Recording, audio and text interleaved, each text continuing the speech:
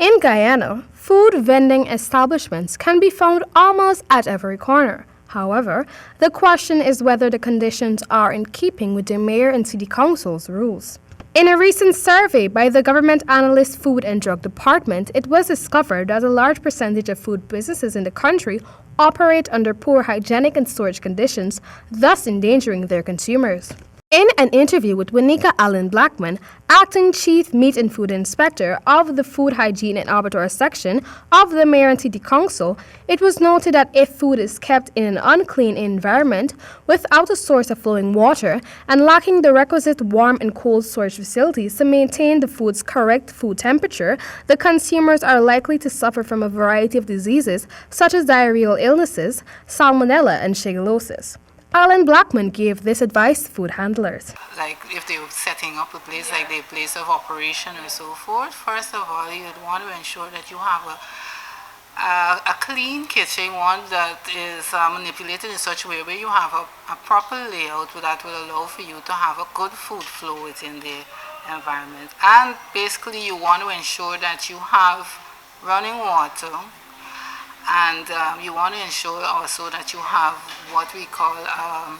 She further added that while the Food Hygiene and Abattoir section of the Mayor and City Council plays its role, she admitted that persons are not fined as often as they should.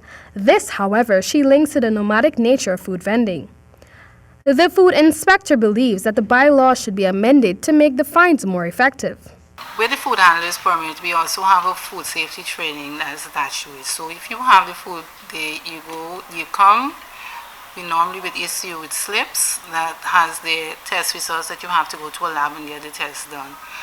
And following receiving the results, you have to come back here to our office where we have a medical officer of health in place, and that person would actually see do a physical examination on the food handler, and then we would issue the permits. But before the permit is issued, we normally would have a food safety talk with the persons who are applying for these permits.